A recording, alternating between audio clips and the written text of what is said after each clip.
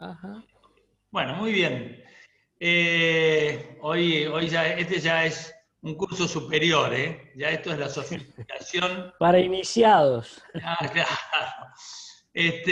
Bueno, a Luis ya lo presenté dos veces, lo voy a volver a presentar rápidamente para los que no lo conocen. Seguramente si alguien está viendo esta charla o la va a ver grabada, probablemente vio las anteriores, si no les recomendamos que las vean. Pero decías, Luis es médico veterinario, profesor universitario, es una persona muy respetada en el ambiente ecuestre, digamos, en general, y particularmente entre nosotros los criollistas. Ha participado, ha colaborado muchísimo, y además de conocer mucho de los caballos, también conoce mucho de la cultura de los caballos y de los caballos criollos.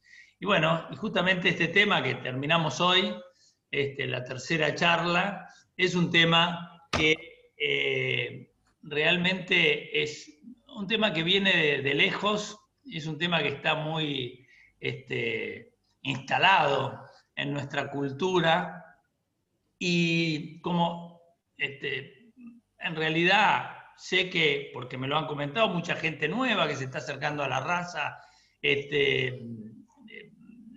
muy interesada en esto, ya van a ver que el tema de los pelajes, de distinguir pelajes, es una cosa muy divertida y que enseguida todo el mundo se prende, ¿no? A discutir sobre pelajes y todo eso. Yo tenía acá un texto del libro Pelajes Criollos de Solané, donde él dice, al respecto, dice Mantegaza, tal vez el gaucho no posea ni media docena de palabras para expresar los pálidos matices del sentimiento, pero emplea más de 30 vocablos para distinguir el pelo de los caballos. O sea que esto viene de lejos. Y él agrega después, Solané, Mantegaza se queda corto al decir 30. Pasan de 100 los que he conocido. La verdad que esto es algo interesante y es así. Y esto sigue y cada vez yo diría que los pasa de 100 en combinaciones, pasa de 100 en serio, ¿no? Por ahí Claro, lo que, ha cambiado la cantidad de palabras para expresar sentimientos, algo más de 5 o 6, sobre todo algunos galanes que conozco por ahí, pero, pero la realidad es que esto sigue con mucha fuerza y que es algo que termina siendo muy, muy divertido. Con lo cual, hasta acá llegué, le dejo la palabra al doctor Luicho Flores. bueno, muchas gracias, Alejandro. Yo creo que ha habido mucha gente que escribió sobre pelajes y muchos de ellos, o la enorme mayoría, relacionados directamente con los criollos, porque los criollos tienen una paleta de variedades de pelaje que no se ve en otras razas. Curiosamente, algunos de esos pelajes están apareciendo en otras razas, como por ejemplo han aparecido en sangre pura de carrera overos, albinoides de overos, bayos, en árabes han aparecido overos, y toda esa gama de variantes ha sido muy florida en la Argentina. Y pasan algunas cosas que son curiosas, también relacionadas con la genética. En Estados Unidos, que hay criadores que crían no por raza, sino por pelaje, hay criadores de caballos Pines, que son los tobianos y overos, hay criadores de caballos Appaloosa, que son pintados, hay criadores de caballos albinos, que son los albinoides, hay criadores de caballos melados o cremellos, que son los blancos huevo de pato. Es decir, hay asociaciones de... Y también, me olvidaba un detalle interesante, en la raza árabe, a pesar de que los árabes desprecian a los caballos oscuros, por razones que tienen que ver con el calor del desierto fundamentalmente, eh, hay 4 o 5 aras en Estados Unidos que crían exclusivamente árabes negros. y los árabes negros, que son doblemente negros, es decir, son homocigotas negros, es decir, que van a producir en su descendencia oscuros, seguramente, tienen un valor, un costo, su servicio altísimo y un valor impresionante para los que crían ese tipo de caballos. Eso ha favorecido que el desarrollo del estudio genético haya sido muy grande y nos ha ayudado mucho a comprender los pelajes. Y además, un hecho curioso es que hay algunos pelajes que mencionamos nosotros de determinados modos y que se invierte lo que sucede habitualmente. Normalmente los hispanoparlantes incorporamos, sobre todo los latinoamericanos y los argentinos en particular, una enorme cantidad de palabras del inglés. Algunas tal y cual son, algunas las modificamos un poco, pero no sucede lo mismo a la inversa, es decir, palabras que provengan del castellano, que se modifiquen o se utilicen en el idioma inglés. Una de las que conocemos mucho todos nosotros es la Mustang, ¿no? Que es el mesteño modificado. El mesteño es una palabra castiza, que se modificó y se transformó en Mustang. Pero, por ejemplo, los americanos toman el pelaje que los españoles llaman pío alto y nosotros llamamos tobiano, los americanos le dicen tobiano y se copiaron de nosotros.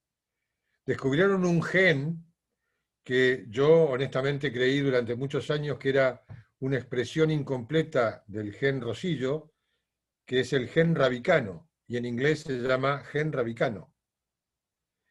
Y después de los otros caballos que yo les hablé, que son los overos manchados, que han aparecido en muchas razas, entre ellas la criolla, pero que no creo que tenga connotaciones genéticas y no epigenéticas, también ellos están fascinados y les llaman overos manchados también. Es decir, ellos copian nuestra denominación.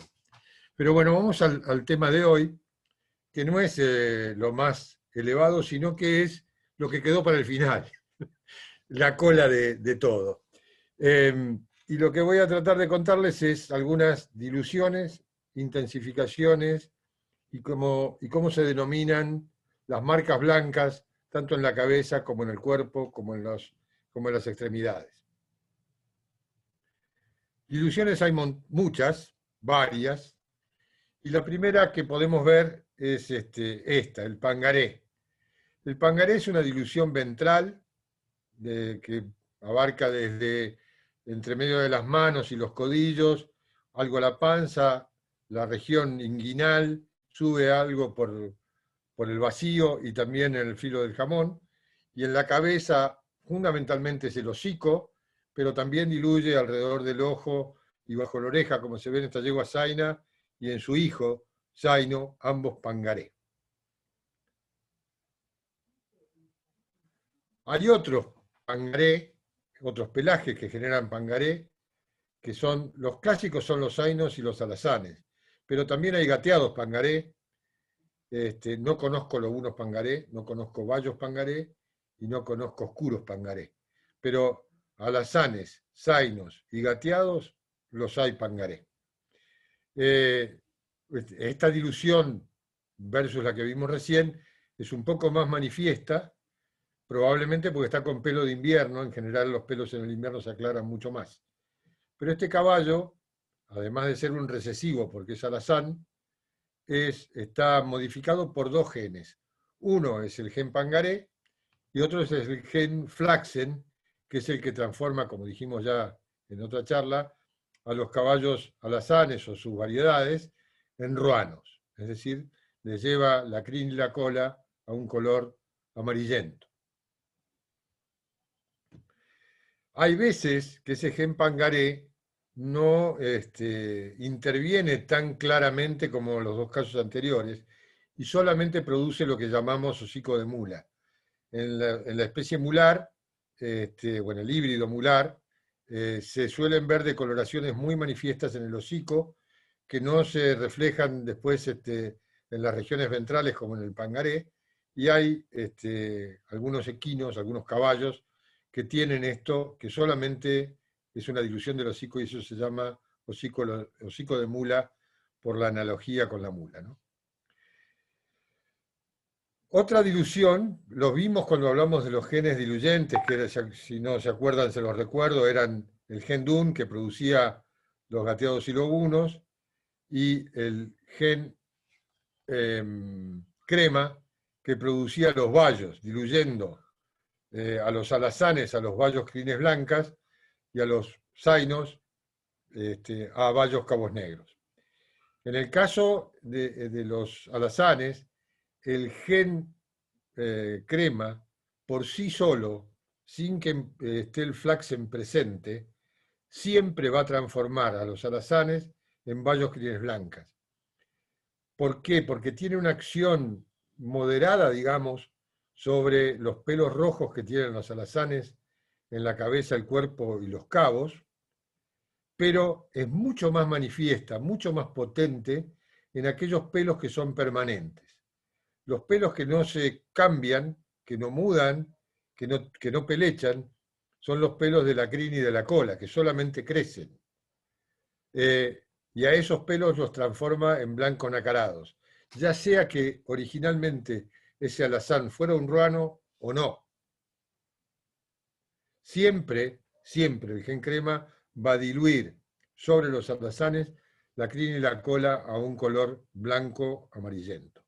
Y no sucede como el gen flaxen, que yo les conté que a veces diluía crin y cola, y otras veces solamente la crin, y otras veces solamente la cola.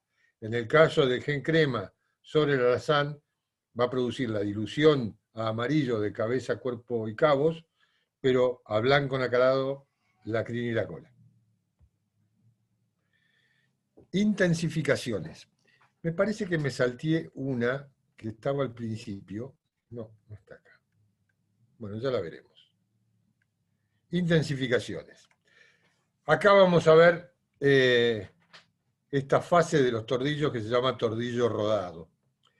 El rodado o apatacado o de patacones o empedrado, como dicen en el NOA, o pomelé, como dicen los franceses, es decir, no lleno de pomelo, sino lleno de manzanas. Por más que sea pomelé, en francés es manzana y no pomelo. Son aquellos que tienen estas manchas redondas, que tienen más oscuridad en el borde y es claro el centro, y es una fase rodada propia de los tordillos, y es en el pelaje más característico. Hay otros pelajes que suelen tener una alta proporción de rodados, que son bayos. Acá se puede ver un bayo naranjo, un bayo crines blancas, un bayo tiznado y algo encerado, y acá un bayo segruno, y todos muestran, algunos con más claridad que otros, todos muestran rodaduras. Se ve el rodado, que es característico también en este pelaje. Digamos que en orden, obligatoriamente los tordillos en algún momento de la vida lo tienen, los bayos es muy frecuente que lo tengan, sobre todo cuando están bien pelechados y cuidados, con más facilidad y con mayor contraste, digamos, aparece. Pero también aparecen los zainos. En cualquier tipo de zainos aparecen, desde los doradillos a los zainos negros. Aparecen este tipo de formas circulares con el borde más oscuro y el centro más claro. En general la gente cree que solamente estos pelajes son los que tienen rodaduras, que son, como dijimos, los tordillos en una fase, los bayos y algunos zainos. Y no conocen que también aparecen en otros pelajes, como en el Lo1, se puede ver en el de arriba a la izquierda mucho más claramente que en el de arriba a la derecha, pero ambos son rodados, y el de abajo, que es un gateado hosco, también tiene rodaduras claramente sobre el costillar. Estos son dos gateados rubios que también tienen rodaduras, como se ven, ambos en el costillar mucho más visibles que en otros lugares. En general se ven muy bien en el costillar y algo en el anca. a pesar de que esta yegua no está en el mejor estado de pelo, o está con el pelo un poquito largo, se nota claramente el rodado que tiene sobre las costillas. Otra de las intensificaciones que está unida al gen DUN son la raya de mula, las cebraduras, el borde y punta de las orejas negros, la máscara facial, que en este caso no se ve porque está tomado de atrás la foto, que es como una especie de rombo que se ubica el ángulo superior entre medio de los dos ojos sobre la frente, el inferior sobre el hocico y los laterales a los costados de la cara, con una máscara que es un poco más oscura que el resto de la cabeza, y eso es una característica que suelen presentar la enorme mayoría de los gateados y lobunos. Y pueden tener la cola en bandera o no. Acá hay una incipiente cola en bandera por la prolongación de la raya de mula sobre la cola. Pero hay cebraduras que nosotros, los que tenemos contacto con los criollos, seguido las vemos muy habitualmente, que es la cebradura crucial. Esta cebradura que baja desde la cruz, parecida a la que tienen los asnales, de ahí deviene el nombre de cruz. En otros idiomas no tiene nada que ver con cruz las palabras que se utilizan para identificarla, pero nosotros, como somos herederos de un pueblo católico, cristiano,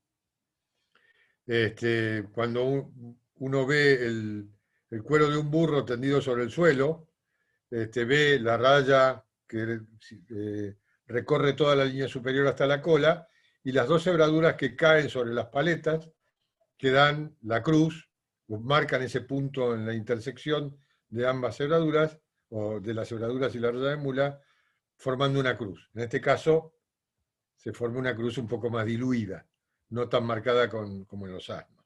Pero también aparece esta cebradura en forma de triángulo, cuya base está sobre el tuce, que a veces es mucho más grande, mucho más notable, mucho más oscura, que la vemos en aquellos individuos que tienen gen DUN, ya sean gateados, o lobunos, o bayos, que tengan además gen DUN. Acá vemos un gateado osco, es decir, un gateado oscurecido, a pesar de que viene de oscuro, el osco se escribe con H, según la RAE. Fui a fijarme específicamente porque no quería equivocarme. Yo lo escribía con H, pero no estaba. Un día me entró la duda y me fui a fijar. Y acá se puede ver que este caballo tiene una cebradura bastante amplia, crucial, en la cruz. Tiene una cebradura parecida a la anterior, un poco más oscura y un poco más difuminada hacia abajo y que se prolonga por delante de la paleta, los pelos negros. Y después tiene una incipiente zona donde se ve algo de barcino, sin que progrese demasiado ni sobre la línea superior, ni descendiendo mucho sobre las costillas. Pero digamos que son todas formas de intensificación que pueden aparecer en este tipo de caballos.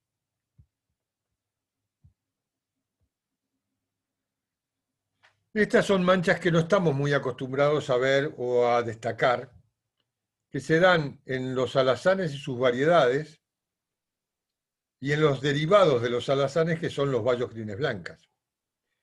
Se llaman manchas de grasa, y son estas manchas más oscuras que se ven en los alazanes, en los tostados muy frecuentemente, y también en los bayos. Esta foto la elegí porque son muy marcadas, y muchas, en general tienen una cierta predisposición a aparecer en la región del anca, no suelen ser tan parecidas a una mancha redondita, sino que aparecen como una mancha medio irregular, un poco más oscura que el resto de los pelos de la capa. Esas manchas se llaman manchas de grasa. Acá hay un gen que nos complica la vida, que nosotros no estamos demasiado acostumbrados a ver porque no es tan frecuente entre nosotros. Es un gen que en castellano se llama hollín, en inglés se llama sooty, que es un gen que produce el oscurecimiento de los pelos amarillos de los bayos crines blancas. El bayo crines blancas es un derivado del alazán, por lo tanto no tiene pelos negros, porque una de las cosas que caracteriza al alazán es que solo tiene pelos rojos. Sin embargo, este gen aparece y agrega no pelos negros, sino que agrega oscuridad a esos pelos amarillos. Y entonces se ven, como acá en la grupa y el muslo, una oscuridad importante, como también se ve acá en la cara. Y esto, nosotros en general llamamos este tipo de oscurecimiento, lo llamamos encerado, porque se parece al color de la cera de las abejas, que es de un amarillo negruzco. Pero para nosotros es incomprensible si entendemos que el bayo Crines blanca es un derivado directo del alazán, ¿cómo puede ser que tenga pelos oscuros? Bueno, el responsable que nos genera esta confusión es este gen que se llama hollín. Hay caballos en la Argentina, he visto varios caballos en la Argentina y dentro de la raza criolla que tienen este gen hollín, al que nosotros le damos en general bastante poca bolilla. Decimos que es encerado y nada más, y en general no pensamos mucho si viene de alazanes que no tienen pelos negros y todas esas cosas que conté recién.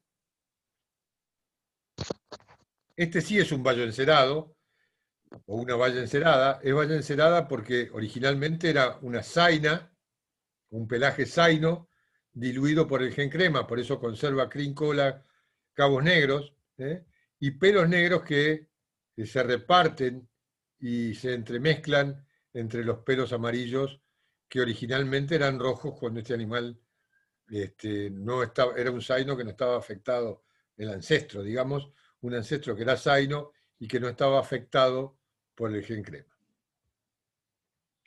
Acá tienen un bayo también que además de ser bayo, encerado, rodado, es tiznado. Ahora que hemos visto lamentablemente tanto incendio de campos en San Luis, en Córdoba, que fueron muy dramáticos, en Corrientes, en la Patagonia, me decía un amigo que uno de los modos de poder identificar o diferenciar un tiznado de uno que no es tiznado, es que el tiznado pareciera que lo que hizo alguien, o el monte quemado, cuando pasan los caballos por ahí, las puntas de las ramas carbonizadas se transforman en una especie de tiza de carbón que los marca de negro. Entonces pareciera que los hubiesen dibujado o manchado con carbón y por eso aparecen con esta negrura.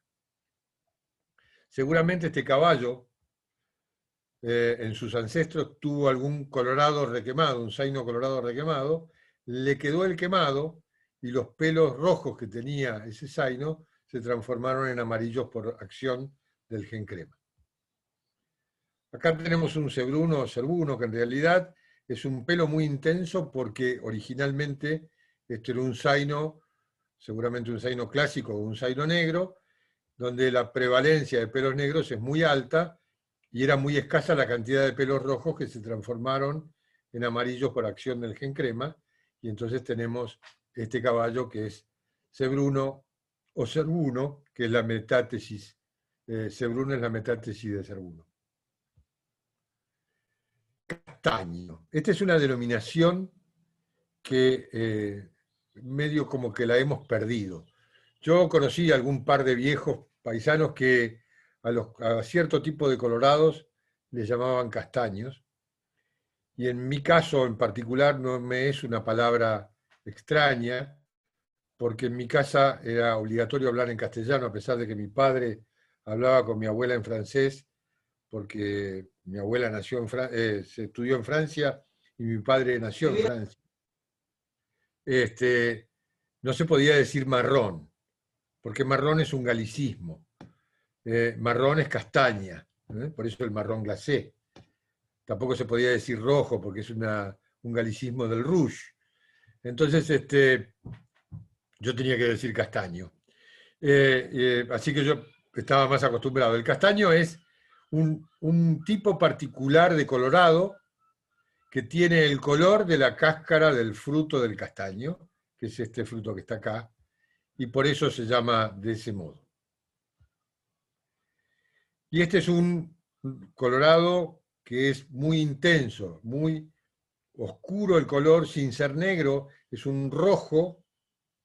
Uso la palabra rojo porque para no confundir con el color colorado o el pelaje colorado, los pelos son de un rojo muy oscuro, muy subido. Y eso produce lo que se llama zainos colorados, sangre de toro. Pelaje muy atractivo, por lo menos para mí. Y acá tenemos un zaino colorado requemado.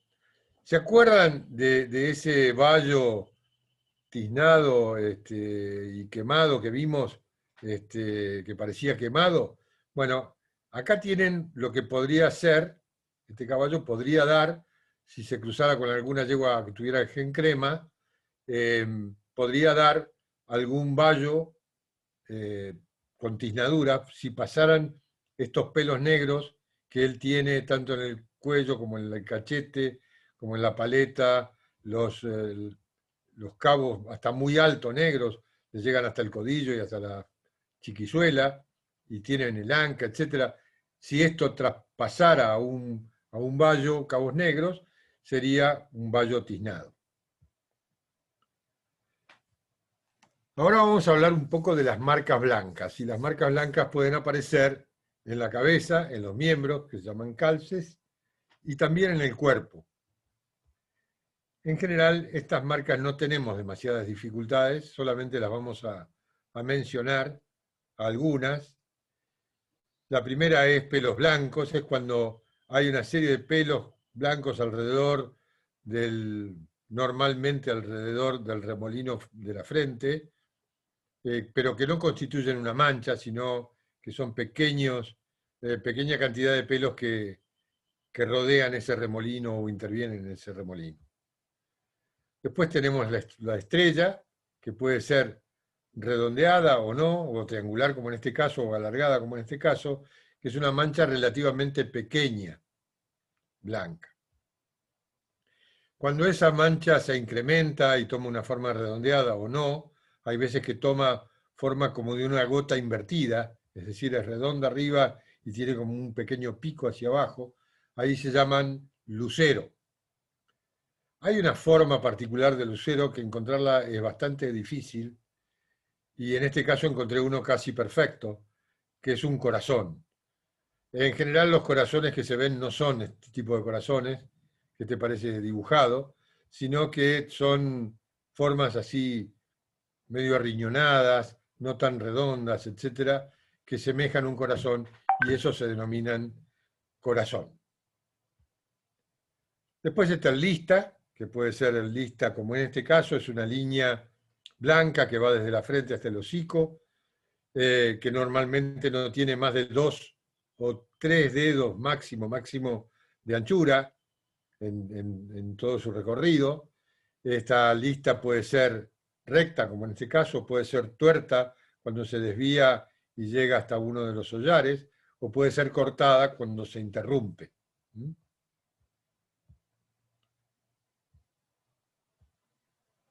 Cuando esa mancha blanca se ensancha y tiene alrededor de 4 dedos para arriba de anchura, se transforma en malacara.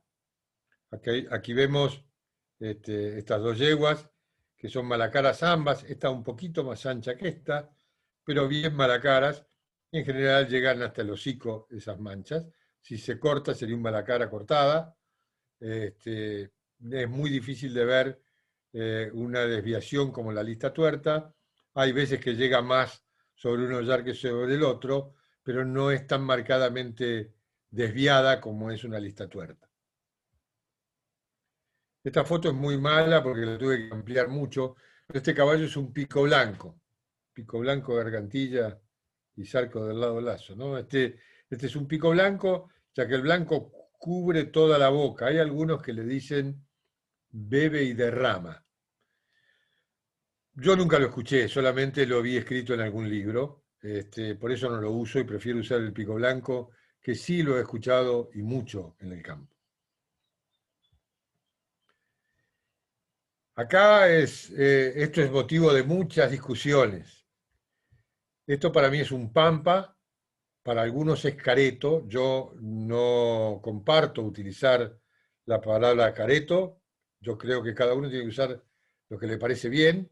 Yo les digo, ¿por qué no? Para mí, yo no he escuchado nunca a un hombre de campo decirme, tengo un caballo careto. Creo que es una denominación española actual, pero que si era antigua también, a nosotros no nos llegó, me parece a mí, porque no está incorporado al idioma general del campo, habitual del campo.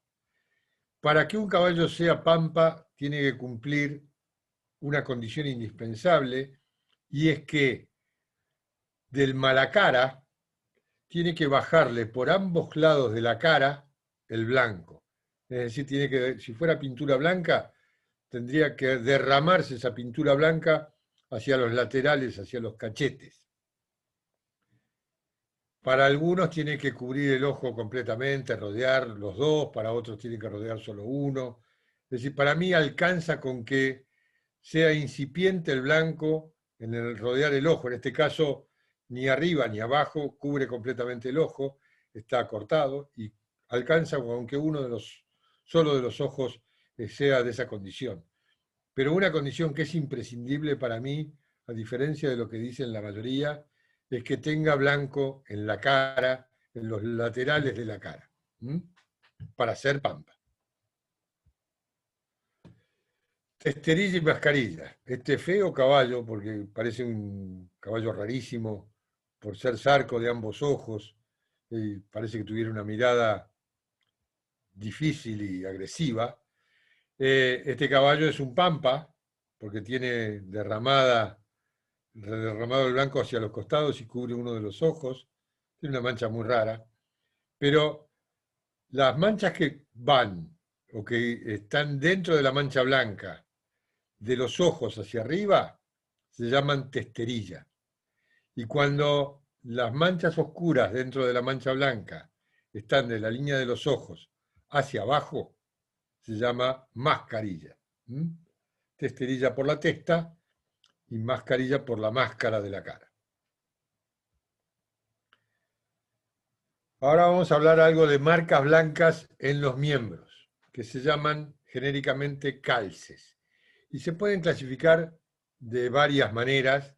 Yo hice una clasificación sencilla para poder identificar con facilidad, pero no les voy a enseñar nada que ustedes no sepan. Los calces pueden ser, según su altura, altos, bajos, o de corona blanca, calces altos, medianos o muy altos. Entonces acá tenemos calces muy altos porque supera la línea de la unión de la caña con la rodilla o carpo. También hay veces que supera también la línea de garrón, esos son calces bien altos. Y cuando solamente es la corona, es corona blanca, que es el calce más pequeño que conocemos. Acá tenemos calces bajos, que son cuando llegan hasta el nudo, sin sobrepasarlo demasiado. Después calces medios, cuando no llegan ni a la rodilla ni al garrón. Y calces altos cuando superan las rodillas o los garrones. En este caso, además, tiene botas con delantal porque el blanco se prolonga por delante de la pata, de modo tal que cubre la porción anterior y es una característica del overismo. Según su número, tenemos que puede ser calzado de 1, bueno como ninguno, calzado de 2, guardártelo para vos, calzado de 3, guardátelo si querés, calzado de 4, vendelo caro barato. Este caso es un caso particular porque es calzado de 1 y el calce está en la pata del lado del lazo. A ese calce se lo denomina, tiene una denominación particular y propia, que es argel. Argel es una palabra de origen moro, de origen árabe, y decía la leyenda de los moros que un guerrero nunca debía montar para ir a la batalla en un caballo argel, porque era segura su muerte. Entonces, en general, los usaban a los caballos argel, pero no los usaban como caballo de guerra, porque decían que el jinete que montaba un caballo argel iba a morir en la batalla. Después están calzados de 2, que pueden ser maniados de patas o maniados de manos. Calzados de 3, que también se llaman trabados, y pueden ser, ya vamos a ver un poquito eso. Y calzados de 4, que tienen los 4 miembros con blanco, que pueden ser de diferente altura. Y ahora vamos a ver según las combinaciones. Tenemos maniado de manos, maniada de patas, o maniado de patas. Esto es media res, porque están comprometidos con blanco la pata y la mano del mismo lado. Cruzado, está la pata del lado de montar y la mano del lado del lazo. Y cuando es así, se dice cruzado a la mano del lado del lazo. En este caso, lo que manda, o que suele prevalecer, es cuál es la mano que está involucrada en este tipo de calce. Entonces, en este caso, es un cruzado a la mano del lado de montar. Y acá se ve un trabado a la mano del lado de montar. Perdón, en el anterior era a la mano del lazo, ¿no? Sí, a la mano del lado del lazo. En este caso es trabado a la mano del lado de montar. Y esto puede ser inverso, es decir, puede ser que tenga ambas manos blancas y una de las patas blanca y la otra no. Por lo tanto, en ese caso sería trabado a la pata de tal lado o de tal lado. Ahí, como no se puede distinguir en la mano, se utiliza como referente el trabado sobre qué pata es. Hay un amigo que dice por qué cuando tenemos un caballo calzado de 4 no utilizamos la misma terminología que usamos cuando está calzado de 2, que decimos que está maniado de patas o maniado de manos, y cuando está calzado de 4 debiéramos decir maniado redondo. Pero no se usa. Y ahora vamos a ver los calces según las características que presenten esos calces. Acá tenemos el motivo de infinidad de discusiones entre los camperos y los veterinarios. Algunos veterinarios camperos discutimos con los dos lados, pero bueno. Para mí esto es un falso bailarín. Bailarín se le llama a aquel caballo que tiene la rodilla blanca. El problema es que esto no es la rodilla. Nosotros le llamamos rodilla, pero esto es carpo, esto es la muñeca, es esta. En el miembro anterior de los caballos es el miembro superior de los humanos. Entonces no tenemos rodilla. El hueso bailarín es la chiquizuela, la rótula de la articulación femorotibio-rotuliana de la rodilla verdadera del caballo, que está en el posterior y acá arriba, en relación con el pliegue de la babilla. Es la articulación que hay entre el fémur, la tibia y el huesito que se mueve, que por eso se llama bailarín. Por eso, para mí, esta mancha blanca genera, muchos le dicen bailarín, para mí es un bailarín falso. Este bailarín, si lo pongo a bailar, no baila nada. Acá tenemos un caballo que nos pondríamos todos de acuerdo. ¿Por qué nos pondríamos todos de acuerdo? Porque tiene el carpo de la mano derecha con una marca blanca, lo que lo hace, para mí, un falso bailarín, pero también tiene una marca en la chiquizuela del lado de montar. Por lo tanto, es un verdadero bailarín. Así que si yo con este caballo no me peleo con nadie, porque es bailarín para ambas versiones. Acá tienen un bailarín que debe ser bueno porque tiene mucho blanco que le cubre la articulación femorotibio-rotuliana, o sea que el hueso que se mueve va a mover mucho esa mancha blanca y va a ser un bailarín de verdad. Esto se llama armiñado. Este pelaje, nosotros podríamos identificar este pelaje solamente solamente por las características que tiene el calce. Tenemos una ayuda adicional, o dos ayudas adicionales. El pelaje que tiene este caballo es un tobiano mínimo. Es tobiano, ¿por qué es tobiano? Porque conserva mucho color en la cabeza, tiene poco blanco, eso es característico de los tobianos. Puede tener marcas blancas, puede ser mala cara, puede ser lista, puede ser lucero, puede tener esta lista cortada que tiene este caballo, pero en general no tienen, prevalece el color por sobre el blanco en los tobianos.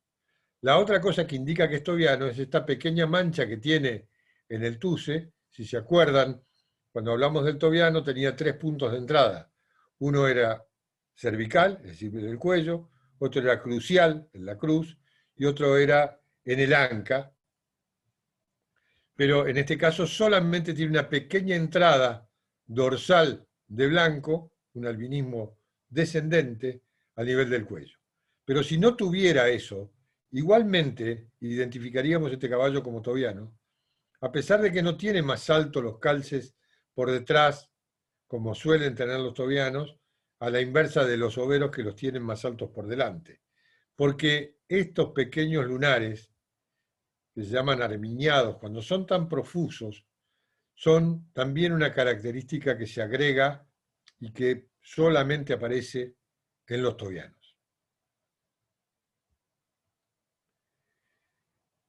El de la mano mora, que si no gana llora, no lo encontré. Encontré el pata mora, que no sé qué es lo que hará, pero ustedes ven que este caballo, a pesar de ser un Picasso overo, pareciera raro, zarco, tiene esta incorporación de pelos blancos que no se constituyen en una mancha, sino que es una especie de mezcla de pelos blancos que ascienden entre los pelos oscuros. Por eso se denomina moro. Puede ser mano mora, pata mora. Este es un pata mora. Y ahora vamos a hablar de manchas en el cuerpo. Esto en general produce algunas discusiones y controversias, pero vamos a tratar de poder contar qué es lo que vemos.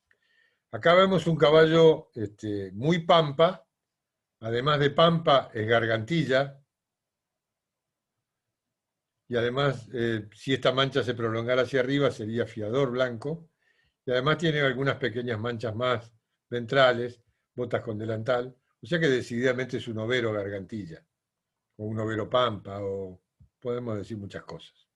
En general, la gente del campo es muy parca para utilizar palabras que definan un pelaje. Cuanto menor cantidad de palabras puedan utilizar para identificar y distinguir un caballo de otro, va a ser lo que van a hacer y no van a decir, este es un fulano de tal que tiene tal, dicen solo una cosa.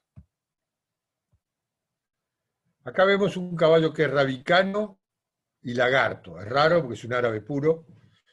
Rabicano es porque tiene pelos blancos entremezclados, no en la cola en este caso, pero sí en el anca, en el vacío y en el costillar. Y ustedes pueden ver que una de las características que tiene el rabicano, aparte de no pasar por delante de la paleta en su avance, es que tiene este patrón de líneas verticales sobre las costillas con mucha frecuencia. Además, este caballo presenta blanco, manchas blancas, pelos blancos, entre medio de las manos y también entre medio de las patas, como se puede ver acá, en la región inguino-escrotal y del ombligo, hay pelos blancos con manchas. ¿Y por qué ese tipo de manchas se llaman lagartos?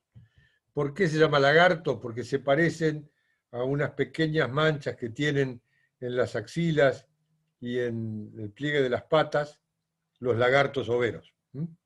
Esa es la razón por la cual se llaman lagartos. Una forma particular del overismo produce este ascendiente, ven que tiene mucho blanco en la cabeza, calce alto en las manos, botas con delantal en las patas, llegada de blanco de abajo hacia arriba, y en este caso esto sería un overo fajado o una alazana fajada, que es una forma de presentación del overismo que se ve con relativa frecuencia. Y acá tenemos un zaino negro, bragado y bailarín. Lo del bailarín ya lo saben, que zaino negro se puede ver porque tiene pelos rojos, es mala cara, pico blanco, con calces altos, bota con delantal. ¿Por qué es bragado? El caballo es bragado cuando el blanco cubre las zonas pudendas, dirían las viejas de antes. Cubren lo mismo que cubren las bragas o los calzoncillos. Cubren la genitalidad, blanquean la genitalidad.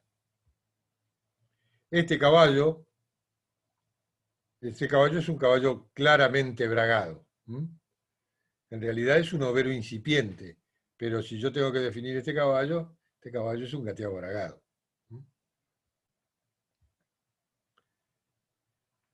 Acá tenemos un caballo que tiene pequeñas manchas, 1, 2, quizás 3. Estas pequeñas manchas no constituyen para mí un manchado, sino que son, al ser pequeñas manchas, no necesariamente redondeadas, aunque pueden serlo, lo transforman en un tostado requemado lunarejo. Es decir, tienen pequeños lunares blancos que no constituyen un overismo ni nada por el estilo, porque no tiene un poco de blanco en la cara, sí, un pico blanco, un poco derramado el blanco sobre los laterales, pero no tiene un ascendiente de blanco claramente ventral desde las patas y desde las manos, sino que solamente le aparecen estas pequeñas manchas que para mí son lunares y no manchas propiamente dichas. Ahora, este es otro bailarín, un Picasso, overo, o Picasso manchado, o Picasso lunarejo. Ahí ya no, esto es una cuestión de grado y de apreciación. Pasa lo mismo que cuando un caballo deja de ser alazán para ser alazán tostado, y cuando deja de ser alazán tostado para ser tostado. Es un límite subjetivo y no objetivo. Para mí este caballo ya tiene una mancha lo suficientemente importante como para ser manchado, pero acepto que algunos no coincidan conmigo. Esta yegua es una valla cabos negros, claramente manchada. Tiene esa mancha que no tiene que ver con ningún tipo de overismo, no es un lunar porque es una mancha importante, y para mí esto es claramente manchado. Aquellos que hayan leído a Emilio Solané no coincidirán conmigo porque la definición de Emilio Solané es que los caballos manchados eran los overos colorados. Y yo me permito, con respeto, discrepar con Emilio y tengo que poner también en la balanza los años que han pasado. Pelajes Criollos se publicó en el año, si no me acuerdo mal, en el año 1955. Yo tenía 4 años en ese momento, hoy tengo unos cuantos más, y hemos aprendido muchas cosas, y yo no he visto, puede ser que solo yo no haya visto, pero nunca vi que le dijeran manchados a los overos colorados. Yo creo que por ahí es una forma de ver las cosas de Emilio, y yo no lo discuto. Sí, acepto que cada uno utilice los términos como le parezcan, pero para mí esto es claramente un manchado y no necesariamente tiene que ser colorado. Por esas razones que mancha se llamó mancha, porque era overo colorado, ¿no? Pero para mí el manchado es aquel individuo que tiene una mancha importante que no tiene que ver con el overismo, por lo menos no tiene correlación con el overismo claramente.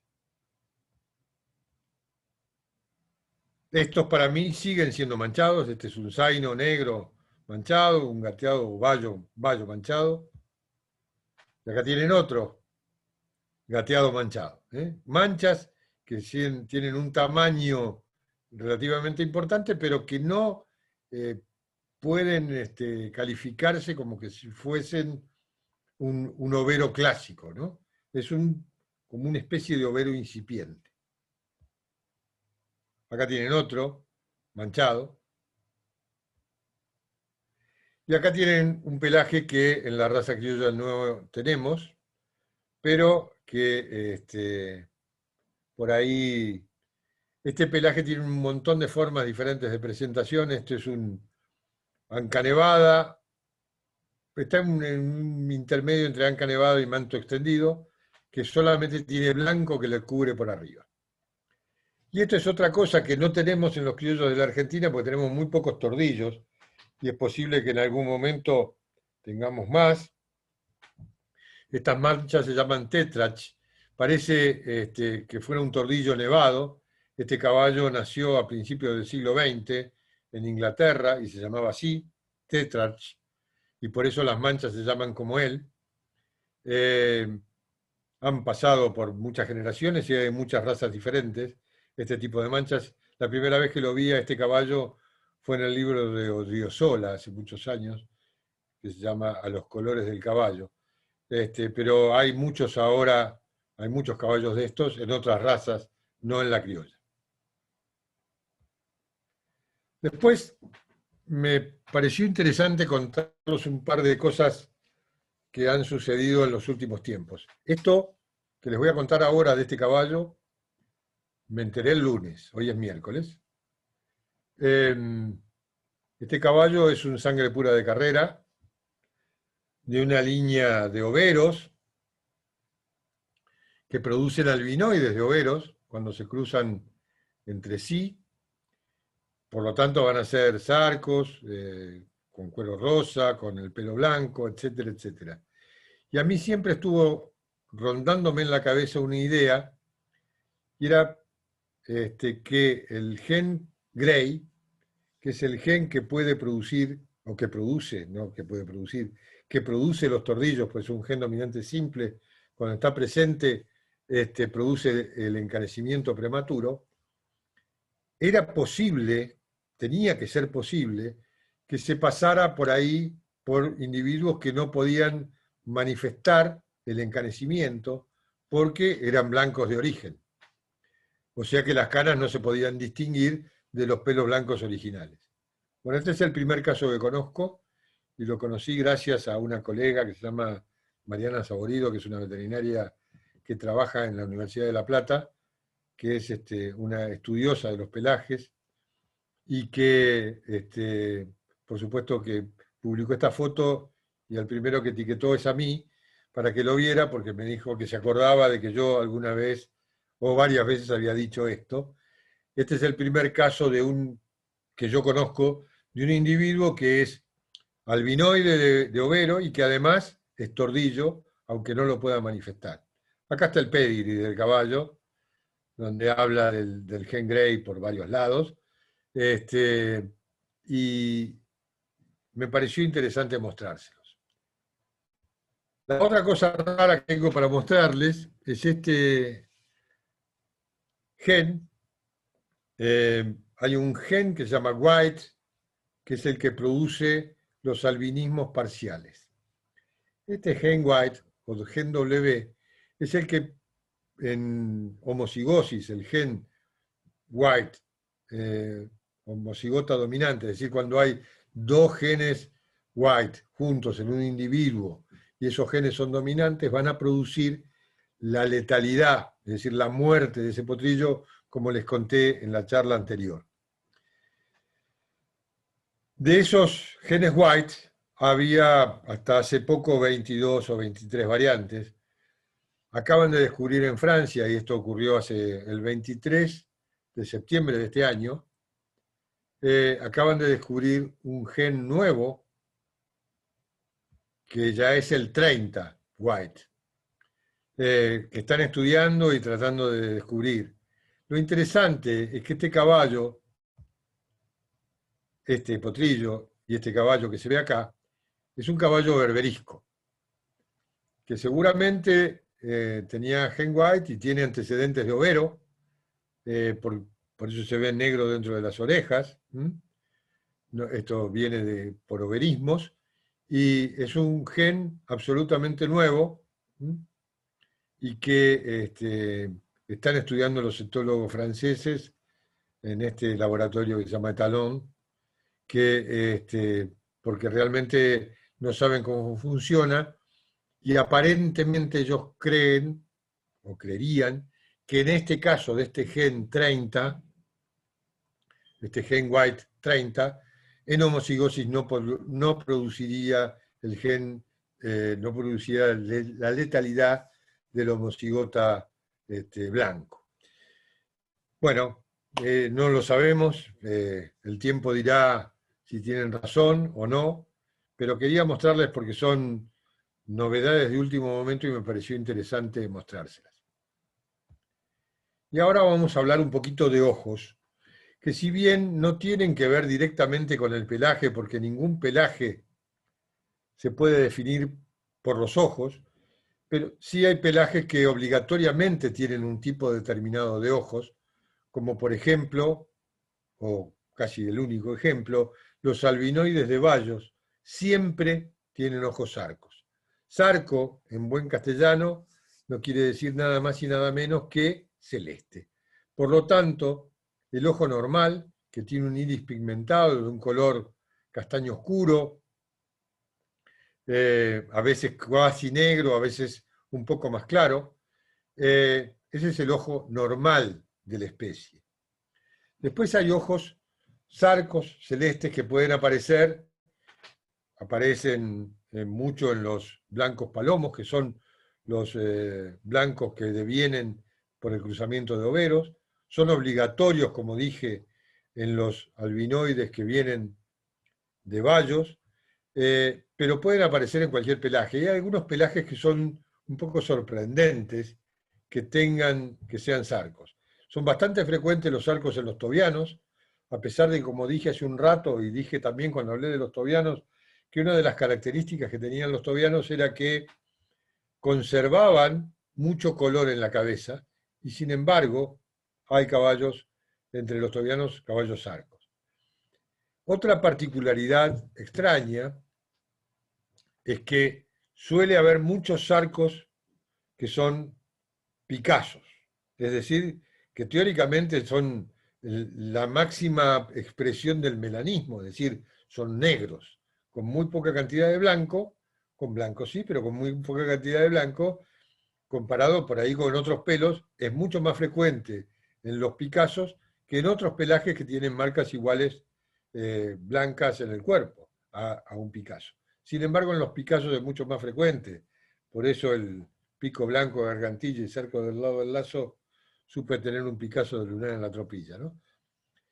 Después hay otros ojos, como el ojo de oveja o el ojo de cabra, que es un ojo de un color amarillento, que en general está asociado bastante con los pelajes alazanes o bayos, y bayos derivados de los alazanes, es decir, bayos que vienen de alazanes, por lo tanto son bayos crines blancas. Y por último, anteúltimo, voy a hablar de un ojo que es realmente muy raro, que honestamente creí que había hecho un descubrimiento mágico y dije, bueno, voy a estudiar esto a fondo.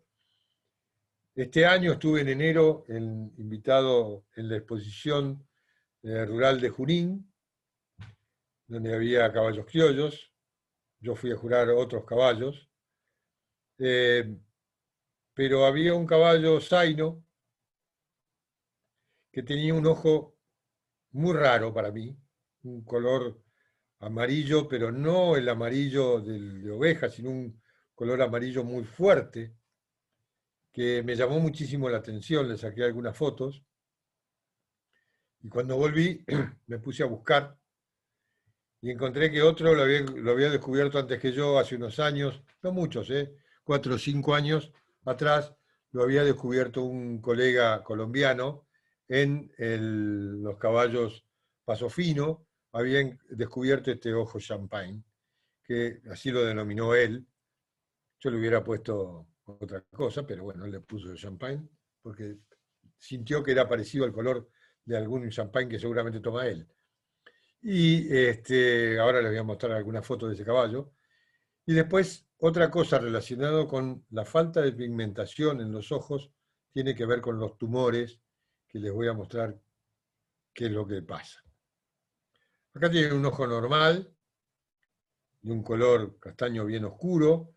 El iris de los caballos es bastante opaco, lo cual permite frenar los rayos lumínicos y que pasen solamente a través de la pupila.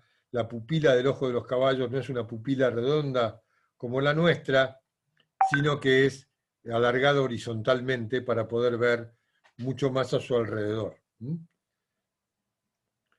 El problema de los ojos claros es que no pueden cortar la entrada de luminosidad a la cámara posterior del ojo, por lo tanto se encandilan más fácilmente, tienen mucho menos calidad de visión. Hay que tener mucho cuidado, por ejemplo, cuando uno saca un caballo zarco de un box, porque sale de la oscuridad en general a la mucha luz, y cuando sale a la mucha luz se deslumbra y pasa tiempo hasta que se puede acostumbrar, porque los músculos del ojo son muy perezosos para moverse, muy poco potentes, y entonces demora mucho tiempo en poder acomodar la entrada de luz al ojo, haciendo una miosis, es decir, cerrando el iris al máximo posible, la pupila al máximo posible, pero el iris va a ser, si es claro, va a ser transparente a una buena proporción de rayos solares que le va a provocar problemas. Esto es una curiosidad. Pueden ver que las tres son coloradas y las tres son zarcas. Son distintas porque se ve que las marcas blancas son distintas, pero pareciera que es lo único distinto. Después son cuasi idénticas. Y acá van diferentes tipos de ojos zarcos.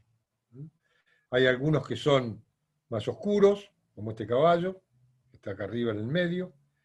Este caballo overo tiene un ojo muy, muy claro, igual que este blanco huevo de pato. Estos dos tienen ojos extremadamente claros. Estos individuos deben tener gravísimas dificultades para ver, como este que está acá arriba, a la derecha, donde se ve la oscuridad de la pupila, pero prácticamente no tiene color el ojo, por lo tanto no tiene modo de proteger la cámara posterior. Esa es la razón porque los ojos claros se deslumbran o se encandilan mucho más fácilmente que los ojos oscuros.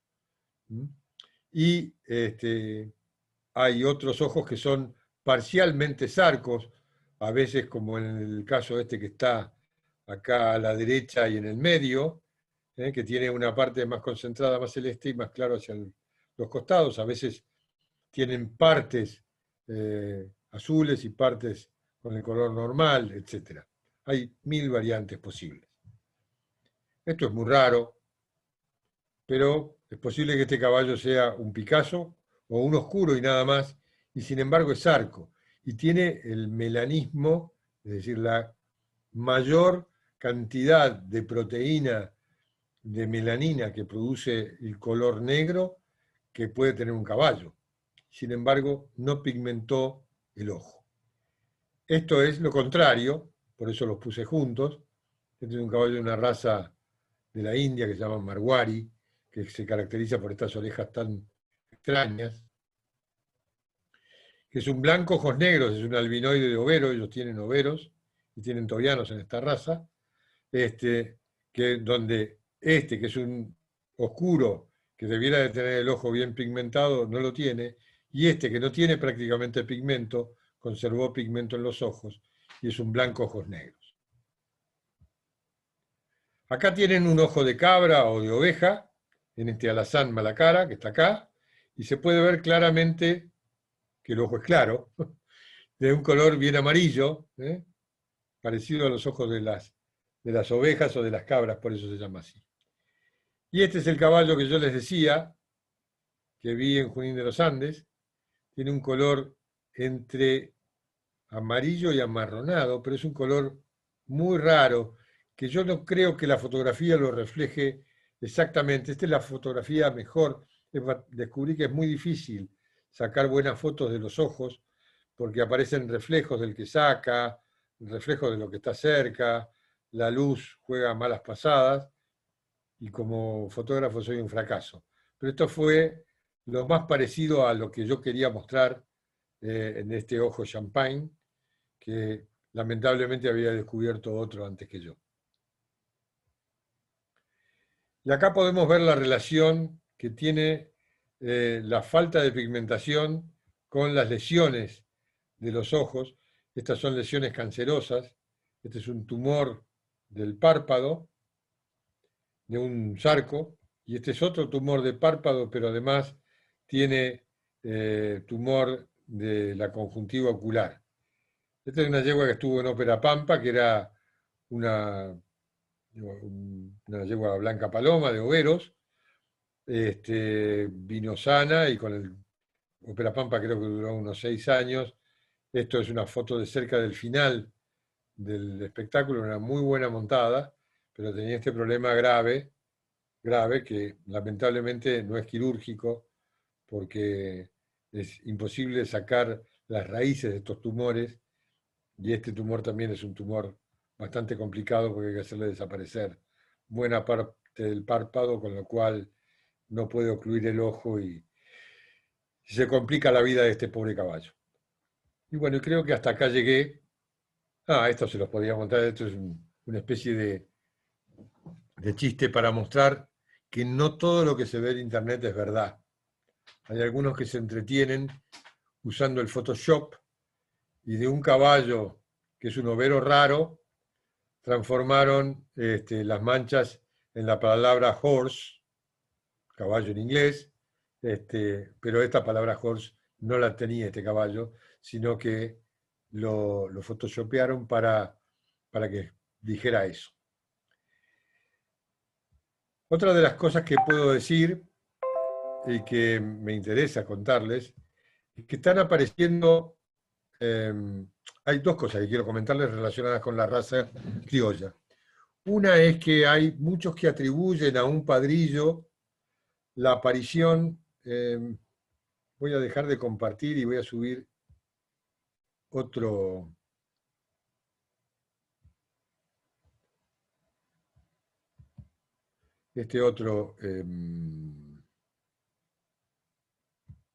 Este Power ya lo vieron, pero voy a hacer referencia a dos cosas que hay acá.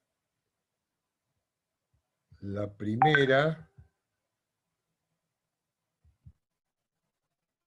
la primera no la tengo acá, que son ese caballo overo que yo les mostré, que era un overo que les dije que era enmarcado, un overo negro. Están apareciendo ese tipo de overos. Hay otro caballo que es un overo zaino, también enmarcado, que tiene blanco la tabla del cuello, el costillar, y que tiene como una línea con el tuce negro, porque es zaino. Después sigue una línea colorada por encima del lomo, y después tiene también colorado algo abajo. El caballo Picasso overo negro que yo les mostré era algo parecido, pero con un poco más de infiltración de negro hacia arriba. Ese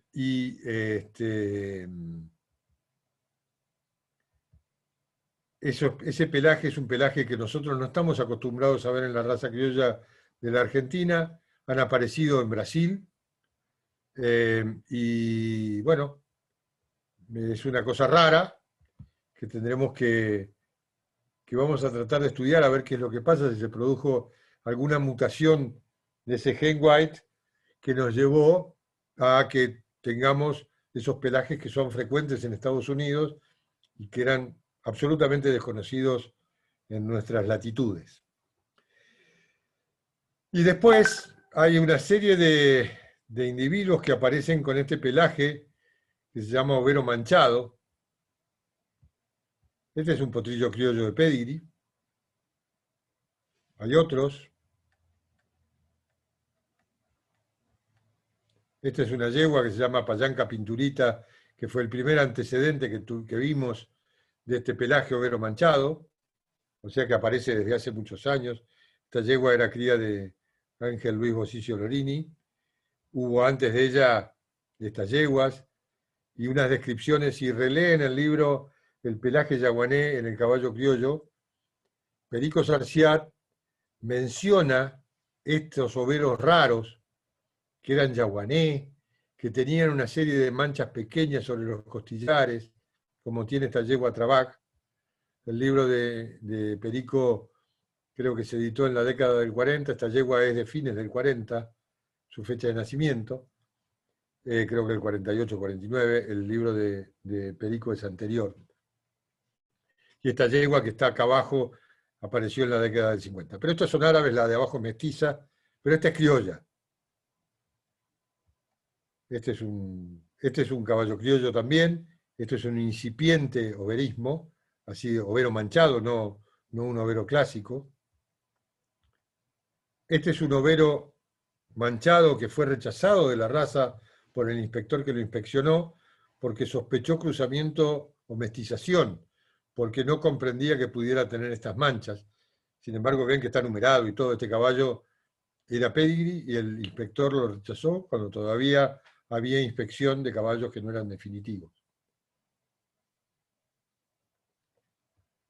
Y estoy seguro que el inspector que inspeccionó este caballo lo rechazó porque consideró que estaba, si lo permitía entrar un mestizo. Y no tenía por qué saber lo que hoy sabemos un poco más de este pelaje, que es un pelaje raro, muy raro. Bueno, acá hay otros mestizos. Este que está acá abajo es un sangre pura de carrera.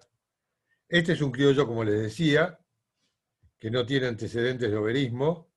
Este pelaje es muy particular porque no tiene ascendientes de este pelaje ni produce descendientes. Sé de alguien que ha comprado algunos de estos caballos y los está reproduciendo y vamos a esperar a ver qué sucede. Yo, honestamente, en mi fuero íntimo, creo que no va a ser exitoso ese cruzamiento, no va a generar hijos con este mismo pelaje, porque creo que esto tiene connotaciones diferentes a las genéticas para que se produzca. Bueno, aquí, en polo hay mucho, los Segui tienen varios. Acá esta yegua creo que es de Santa Fe, es criolla de pedigree, creo que se vendió el año pasado. Bueno, este es un cruz a cuarto de milla. Este es un potrillo, una potranca criolla, pedigree. Bueno, este es un mestizo, el mismo. Este es un mestizo que debe estar cerca de los pagos de Peguajó, porque este caballo es de propiedad del hijo de Javier Jaca, que fue quien me facilitó las fotos. Y tuvo la delicadeza de mostrar, de sacarme fotos de abajo, de arriba, para ver cómo eran característico esto del blanco por debajo también, que no suele ser muy visible, pero en este pelaje es muy frecuente. Y acá ven potrillo, este es el potrillo desde Córdoba del año pasado. Este potrillo es un poco anterior, también overos manchados yaguané, ambos. Acá tienen este caballo, creo que también es cordobés, otro yaguané bateado. Y acá tienen, esta yegua es de Juan Hunter, esta yegua que está acá abajo. Ven que esto es hace unos cuantos años. Se acordarán cuando estaba AMPM al lado de la pista auxiliar, que todavía se ve la barandita acá blanca de la entrada de Sarmiento. Esta yegua de Juan Hunter tenía este pelaje. Sacamos esta foto con papá porque a mí me interesó mucho, me pareció muy rara. No asocié con este pelaje. Después cuando vi este caballo que es un anglo-normando, me empezó a cerrar más la cosa, etc. Y acá pueden ver, bueno, estos son todos mestizos, pero lo que quería contar es que existe la idea entre algunos criadores de criollos, que hay un padrillo que es el responsable de que aparezcan los overos manchados. Y yo honestamente, vuelvo a decir, no creo que sea así, porque los overos manchados aparecen por alguna razón que no conocemos, pero no nos parece, o no me parece a mí, que sea de origen genético. Porque si no, no se puede explicar que razas que tienen absolutamente cerrado el pedigree, como el sangre pura de carrera desde hace añares, el árabe, tengan este pelaje. Puede ser que el criollo, que ha tenido aperturas y cierres en diversos momentos, puede ser que el polo, que es una raza relativamente nueva, tenga este problema. Pero también apareció en el Hackney, estoy hablando todo de razas puras, árabe, sangre pura de carrera, Hackney, criollos, polo, todos tienen, y además hay mestizos. Podría pensar que hay una cierta heredabilidad si hubiera cruzamiento. Como siempre hay una excepción que confirma la regla. La excepción que confirma la regla es una yegua que se llamaba la Barrancosa Eclat, Hackney, cría de Darío Nasagasti, que era overa manchada, y que tuvo un nieto que se llamó Green Meadows Prince Charlie, cría de la Tuada, que también era overo manchado. Pero es el único caso que se conoce que un descendiente tiene el mismo pelaje que un ascendiente, que es este pelaje tan raro. Estuve probando con los poleros para tratar de hacer un trabajo de investigación genético sobre esto, para confirmar si es genético o no. Yo creo que no lo es, pero creo que primero hay que descartarlo. Y voy a intentar ahora con los criollos. Con los poleros no tuve éxito.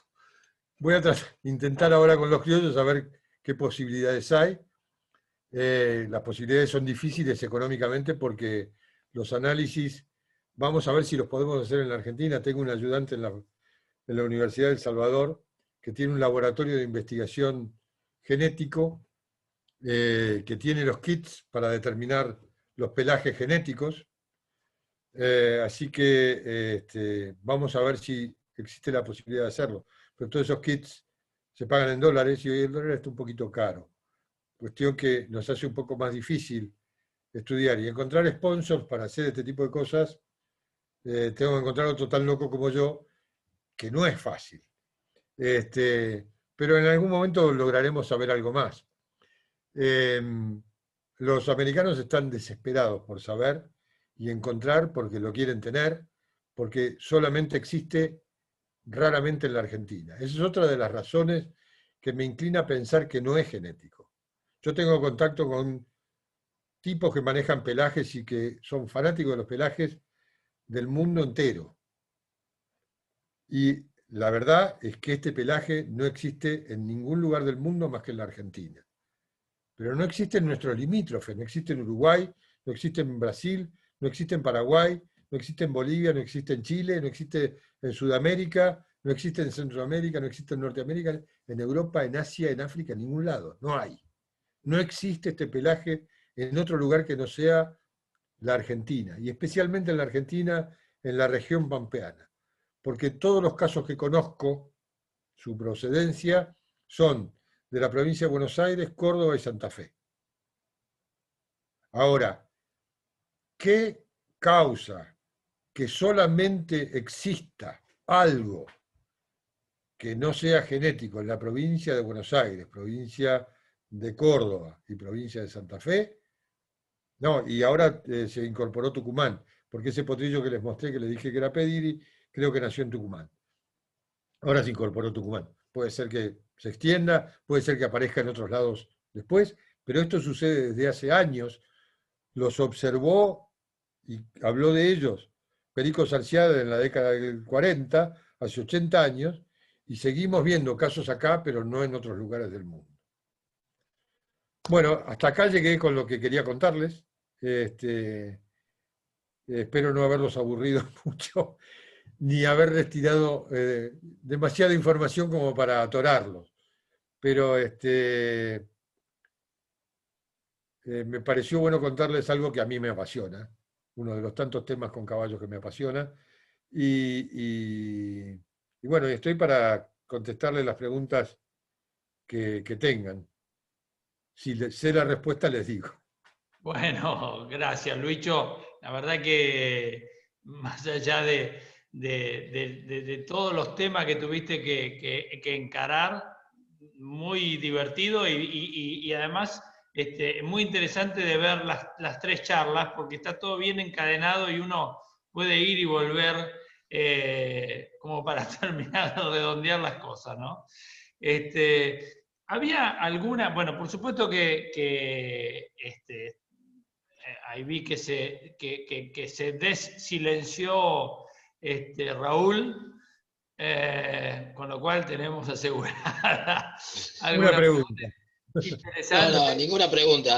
No, ninguna pregunta. Me parece que ha sido más que claro, totalmente claro. Me sorprendió lo del bailarín, sí. Para mí era bailarín y chiquizuela blanca, pero no soy veterinario. Y tenés que preguntarle al Este, doctor. Tenés que preguntarle al este, doctor Freire vos. claro, puede ser.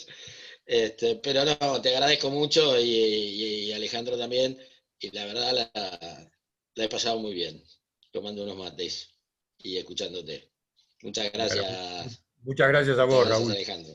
Y gracias por la paciencia.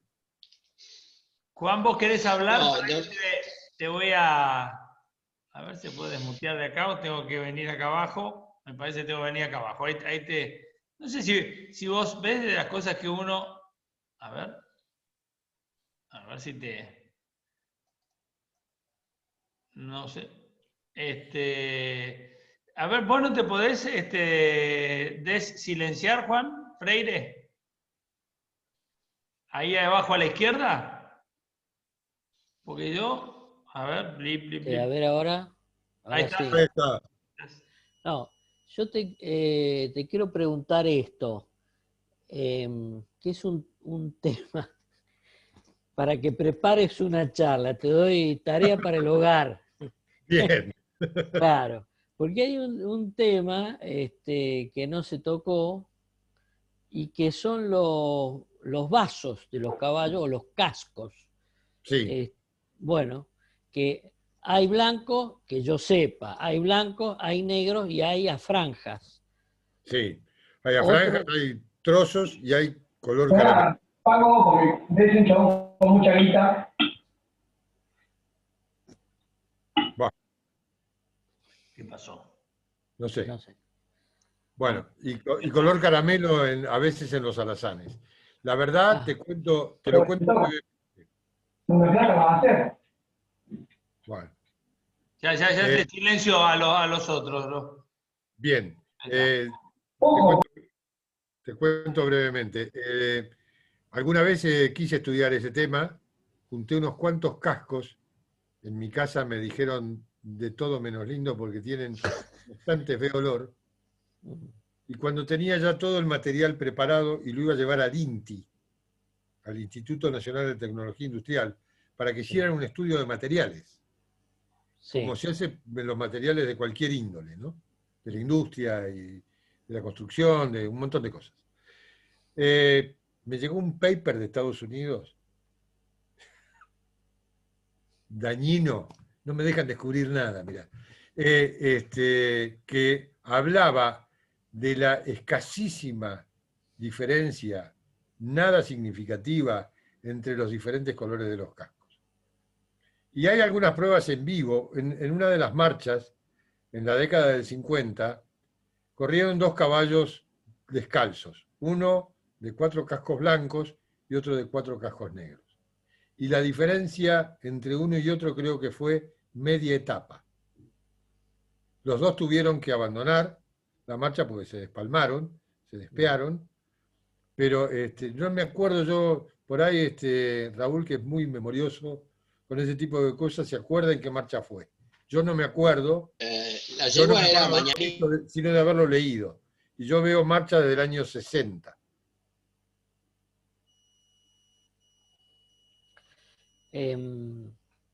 Mirá, yo esta misma pregunta la hice bueno, en el grupo de la Matera, en el grupo de WhatsApp de la Matera. Ujú. Y Martín Solané fue el único que contestó lo que él sabía y dijo, en el sur del país le dan mucha importancia a este tema y no quieren los caballos de cascos blancos porque dice que son más débiles que los de cascos negros.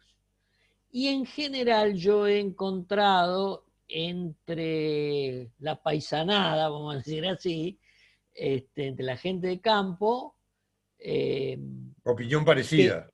opinión es opinión. Yo Si coincido no, con vos. Yo he escuchado lo mismo. Lo que sucede es que opinar podemos opinar todos. Yo lo que creo es que lo que creo de ver, lo que he visto, es que los cascos negros se fracturan más rápido, más fácil, y los cascos blancos se rajan más fácil. Ahora, respecto del desgaste, yo no he encontrado demasiadas diferencias. Y la otra cosa que te puedo decir es que obviamente entre un negro y un blanco siempre tiene ventaja el negro, porque el negro está protegido, el color es un modo de protección en el ambiente. Por eso los faltos de pigmentación en general no superviven. Hay una población humana de origen holandés en el norte de Australia, que tiene un promedio de vida de 42 años. Se mueren todos de cáncer de piel. ¿Por qué? Porque no tienen, son de origen holandés, son todos blanquitos y rubios, no tienen protección natural contra el sol.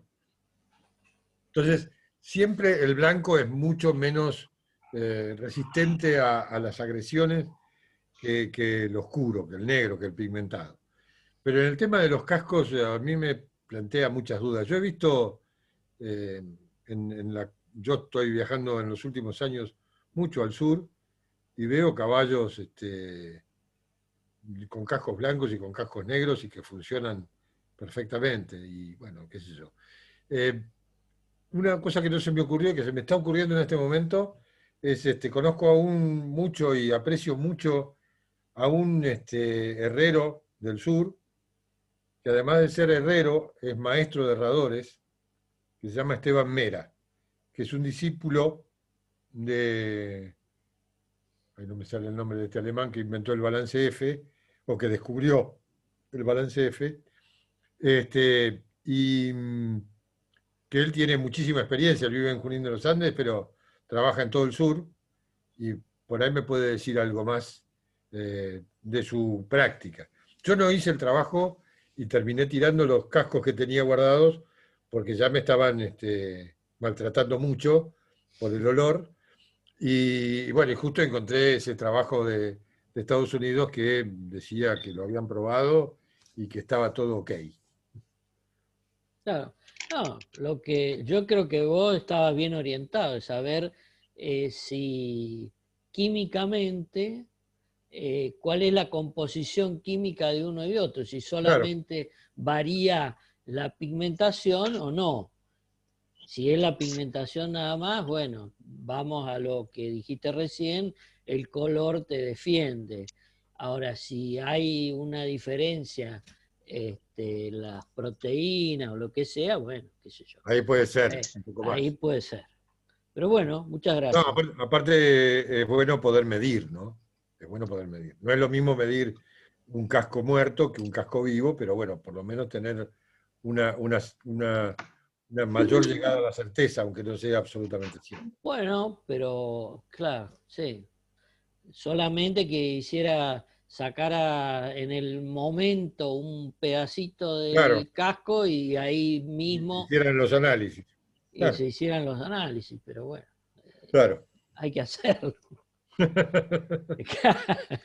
Sí, seguro. Hay que hacerlo. Bueno, muchas gracias. No sé si me oyen. La yegua a la que hacía referencia que corrió sin errar era Mañanita Guampa, creo que es el año 56, 57. No sabía que había otro, que había uno con cascos blancos y otro. La de casco blanco la abandonó un día a la tarde y el otro abandonó al otro día a la mañana. No me acuerdo, yo como soy un loco importante, me leí Raza Criolla desde antes que fuera Raza Criolla, desde cuando era Anales, ¿no? Y me leí todo y lo leí y releí enorme cantidad de veces, porque hay una riqueza de información en la formación de la raza que es extraordinaria, que lamento que no todos tengan acceso o hayan podido tener acceso a ese tipo de información. Porque realmente hubo cosas buenas y cosas muy buenas para tener en cuenta y para saber los porqué de lo que hoy pasa. Había una serie de notas que hacía un veterinario, pero no me acuerdo cómo se llamaba, Esquel. que se llamaba Sin pie no hay caballo. Bueno, Que sí. son varias notas. ¿Salas se llamaba el tipo? El doctor Esquel. Esquel, eso. Que era un seudónimo, supongo. Sí, seguramente era un seudónimo, no sé quién era. Puede haber sido Perico Sarciá, pero no estoy seguro. Eso es muy interesante. Hicimos yo lo ayudé a Carlitos en el libro de él, hay sobre un trabajo que había hecho Don Tito originalmente, que es una bibliografía de todos los artículos técnicos publicados en raza criolla, no en anales. Está al final como un apéndice en el libro de Criando Criollo, creo que se llama. Claro, sí. Muy buena la información, Guillermo, gracias. Me parece muy bueno eso de hacer un índice de los artículos que hay en las revistas viejas. Me parece muy bueno, me parece que ayuda enormemente. Y creo que con los medios que tenemos hoy también se podrían digitalizar y tenerlas subidas en la web. Ahora que estoy tecnológico. Está bien. Me compré una computadora. Che, Ángel Cabrera escribió artículos muy buenos. Sí, Ángel Cabrera. Lo que pasa es que Ángel Cabrera es un hipólogo. Yo el que lamento que no haya escrito es Adán García. Lamento que no haya escrito Adán García. Adán García era un genetista natural, sin formación, pero con una cabeza, con una claridad mental impresionante. Las referencias que tengo por otros lados, cuando se puso a elegir carneros para los Menéndez Betty y ovejas, el progreso que tuvieron fue fenomenal. Criaba gallo de riña y ganaba todo el mundo. Criaba perros y eran los mejores. Era un genio de la zootecnia. Donde ponía el ojo, ponía la bala. Digamos. Exactamente. Un hombre con una enorme claridad. Y si yo no sé mal, tuvo una enorme influencia en generar esos caballos de silla que fueron, digamos, distintivos de la raza en algún momento de los Hermann. Creo que tuvo bastante que ver ahí. Hay seguramente algunos que sabrán mucho más que yo.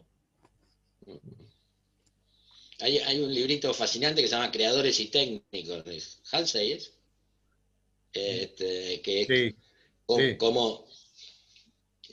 es de cuando empiezan los teprogenia y cómo toda esa sabiduría empírica se puede traducir en parte en cuestiones medibles. Hay cosas, el empirismo yo no lo desprecio, al contrario, sino hay como una fuente de información, de datos.